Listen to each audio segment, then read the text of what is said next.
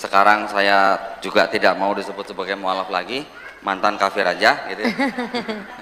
MK, pejabat MK ya Pak? Dan saya sekarang alhamdulillah sudah ikut berdakwah dengan Yayasan Pembina Mualaf At-Tauhid. Bahkan bulan April kemarin kita beli gereja. Nih. Kita istilahnya jajan lah, jajan gereja gitu. Di daerah Klaten. Di daerah Klaten, Jawa Tengah. Akhirnya kita rubah menjadi Masjid Isa Al-Masih. Alhamdulillah. Bismillahirrahmanirrahim. Assalamualaikum warahmatullahi wabarakatuh. Waalaikumsalam warahmatullahi wabarakatuh. Alhamdulillahirrabbilalamin. Wassalatu wassalamu ala rasulillah. Puja dan puji syukur kita panjatkan kehadirat Allah subhanahu wa ta'ala. Salawat dan salam semoga tercurah bagi Nabi junjungan kita Nabi Muhammad sallallahu alaihi wasallam. Alhamdulillah, senang sekali saya bisa berada di sini di majelis yang mulia ini. Dari tadi saya mendengar mantan mualaf gitu. Memang kita bisa disebut sebagai seorang muslim setelah bersyahadat, tetapi sebutan mualaf itu memang masih harus menempel karena mualaf adalah salah satu dari 8 pihak yang masih berhak menerima zakat, betul ya? Benar-benar betul ya. Jadi harus masih ada labelnya mualaf. Tapi tadi sudah dijelaskan oleh guru kita berapa lama dia masih pantas disebut sebagai mualaf gitu ya. Saya juga teringat dan juga ada di dalam hadis bahwa seorang Umar bin Khattab yang telah menerima Islam kemudian menjadi seorang muslim, beliau menegur temannya atau sahabatnya yang masih saja terus menerima zakat ya. Akhirnya dia menegur bahwa kamu sudah tidak pantas menerima zakat karena kamu sudah melewati periode tertentu gitu ya. Nah, kalau saya lebih suka menggunakan gelar di belakang MK Ustaz. Gelar saya MK Ustaz. Apa itu Pak? Mantan kafir. Masya Allah. Luar biasa. Kenapa saya suka itu? Karena saya ingat terus bahwa saya ini dulu pernah menjadi kafir. Nah, betul tadi yang sudah disampaikan oleh Bang Dewa bahwa setiap bayi yang lahir fitrahnya adalah muslim ya. Bayi itu menjadi Yahudi, Majusi atau Nasrani dikarenakan orang tuanya. Namun pada waktu dia dewasa, dia sudah bisa berpikir, sudah bisa mempertanggungjawabkan perbuatan dan perkataannya. Setelah dia mengenal Islam, kemudian dia menerima Islam, kemudian dia akhirnya masuk Islam. Sebenarnya dia bukan pindah agama, tetapi sebenarnya dia kembali kepada fitrahnya. Fitrah semua manusia sebenarnya adalah muslim. Karena muslim, setelah saya jadi muslim saya baru tahu artinya. Muslim ternyata adalah orang yang berislam. Islam artinya ternyata bukan cuman kata damai, bukan cuman kata selamat ya, tetapi banyak sekali selain damai, selamat, berserah diri, patuh, tunduk, taat. Kepada siapa? Kepada yang menciptakan kita semua, kepada yang menciptakan bumi dan langit. Saya dulu waktu masih kafir, saya dulu nonton videonya Ustadz Nababan berdebat dengan para pemuka agama Nasrani atau Kristen ya. Saya nonton, saya suka sekali dengan gaya Ustadz Nababan, tegas gitu ya. Alhamdulillah setelah saya melalui proses yang cukup panjang, kurang lebih 7 tahun. Di dalam 7 tahun itu ternyata ini yang sering menjadi kesalahan orang-orang di luar Islam ya, untuk memeluk Islam ya. Yang orang di luar Islam lihat atau yang orang di luar Islam pandang terhadap Islam itu bukan Islamnya, tetapi Muslimnya Ustadz. Banyak yang begitu ya. Juga, nah mohon maaf tadi saya mungkin belum memperkenalkan diri secara lengkap. Nama saya Don Ditan, saya dari keturunan Tionghoa. Orang-orang Tionghoa di Indonesia yang dulu hidup juga bersama-sama dengan bangsa Indonesia lainnya di bawah pemerintahan penjajah Belanda, mindset orang-orang Tionghoa itu dulu sudah disetting sedemikian rupa sehingga mereka melihat agamanya orang pribumi Indonesia itu sebagai agamanya orang miskin. Ini mohon maaf ya, ini adalah pandangan orang-orang Tionghoa yang totok gitu. Mungkin sekarang sudah jauh berubah mungkin, tetapi nenek saya masih ngomong begitu. Orang tua saya juga dulu masih ngomong begitu. Kenapa? Karena memang di lingkungan itu orang Tionghoa, orang keturunan Arab, orang keturunan India itu kan memang dikotak-kotakan sama pemerintah Belanda, ya kan? Menggunakan politik divide et impera. Sehingga dengan pengelompokan-pengelompokan seperti itu dibuat seolah-olah menjadi bukan satu kesatuan bangsa Indonesia gitu. Tetapi karena dikotak-kotakan jadi mempunyai mindset sendiri-sendiri yang terpisah-pisah, sehingga kadang mereka sering mempunyai pandangan negatif terhadap kelompok yang lain gitu.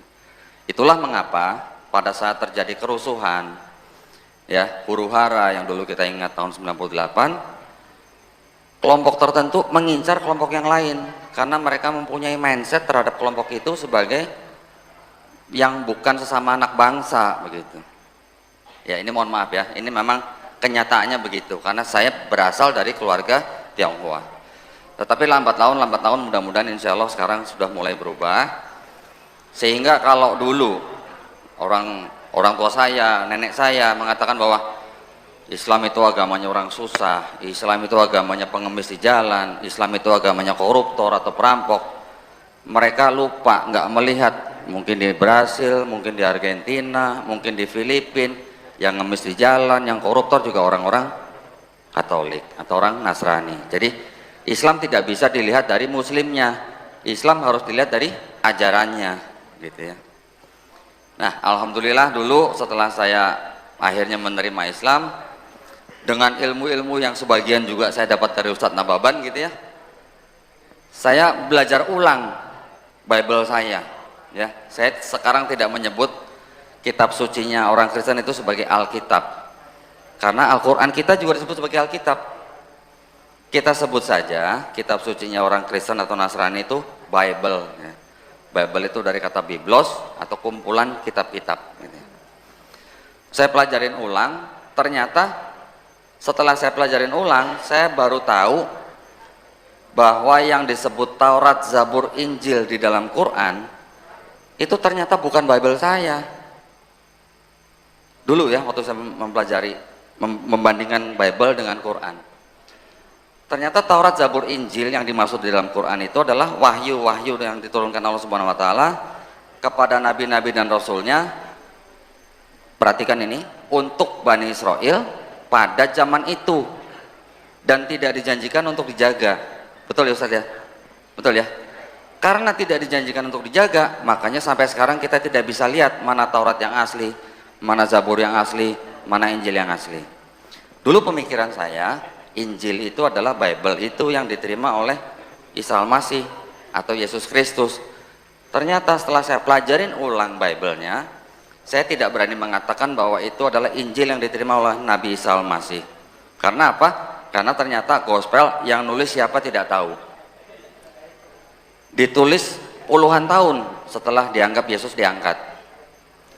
Yang menulis orang-orang yang berpendidikan tinggi, ditulis dalam bahasa Yunani Koine. Yunani Koine itu artinya Yunani bahasa pasar gitu. Dan yang disebut Yesus atau Isa Al-Masih itu dipercaya dia berbahasa Aramaik, bukan berbahasa Yunani.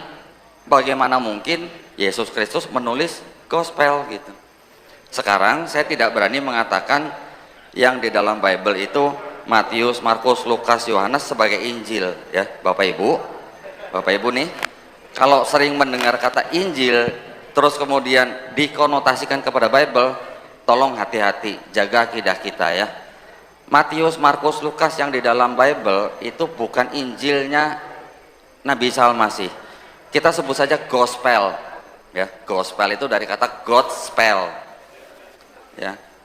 Itu bukan wahyu yang diterima oleh Isa Al-Masih untuk Bani Israel pada zaman itu. Itu adalah hanya biografi ya, biografi yang dianggap sebagai biografi atas cerita Yesus Kristus dari mulai dia lahir sampai dia disalib, dibangkitkan gitu. Itu bukan Injilnya Nabi Isa Al-Masih. Nah, kalau dulu saya melihat debat Ustadz Nababan itu debatnya debat teologis ya Ustadz ya, mohon maaf ya Ustadz ya. Yesus itu bukan Tuhan karena begini gitu. Nah, saya melihat, wah saya pengen seperti Ustadz Nababan. Tetapi saya akhirnya mengambil jalur yang lain karena Saya menilai kalau kita berdebat Yesus itu Tuhan atau bukan, jatuh-jatuhnya at the end of the day lakum dinukum waliyadin. Waliyadin. Kita harus menghargai keyakinan orang lain yang mau mempercayai Yesus Kristus itu Tuhan, monggo, itu dijamin oleh Undang-Undang Dasar 1945. Yang saya ambil jalur saya adalah kritik teks. Kritik teks ini buat saya 2 tambah 2 sama dengan 4. 1 tambah 1 tambah 1 sama dengan 3, tidak mungkin 1 gitu. Kalau 1 tambah 1 tambah 1 sama dengan 1, itu ada unsur teologis, ya. Teologis. Oh, Bapa Maha Kuasa, Yesus Maha Kuasa, Roh Kudus Maha Kuasa, tetapi bukan 3 kuasa tapi 1 Maha Kuasa. Nah, bingung nggak? Bapa itu Bapa, Bapa itu Tuhan, Yesus itu Tuhan, Roh Kudus itu Tuhan, tapi bukan 3 Tuhan, tapi 1 Tuhan. Bingung nggak, Bu? Bingung. Jadi itu adalah memang akidahnya saudara kita yang Kristen. Ya monggo, silahkan. Ya. Tetapi setelah saya mempelajari kritik teks, saya baru menyadari bahwa ternyata kalau kita memandang Bible itu dari kacamata yang lain di luar gereja, ternyata Bible juga sebenarnya mengajarkan sebenarnya nggak jauh dari tauhid sebenarnya. Maksud saya begini, di dalam Bible ternyata ada 2 bagian, ya. Ada perjanjian lama, ada perjanjian baru, ya kan? Ternyata setelah kita belajar Bible dengan teliti, perjanjian lama itu bukan punyanya orang Kristen, ya.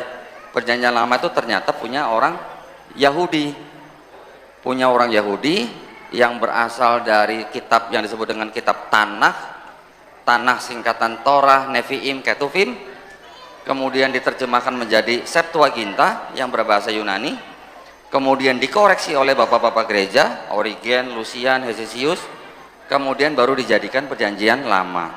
Tetapi penerjemahannya ini sengaja diubah sesuaikan supaya terlihat seolah-olah berbicara mengenai Yesus di perjanjian baru gitu. Itu perjanjian lama. Perjanjian baru ternyata itu adalah tulisan-tulisan orang-orang yang sebenarnya sudah terpapar oleh ajaran Helenisme yang dibawa oleh penjajah Romawi kuno, ya, yang berasal dari Yunani.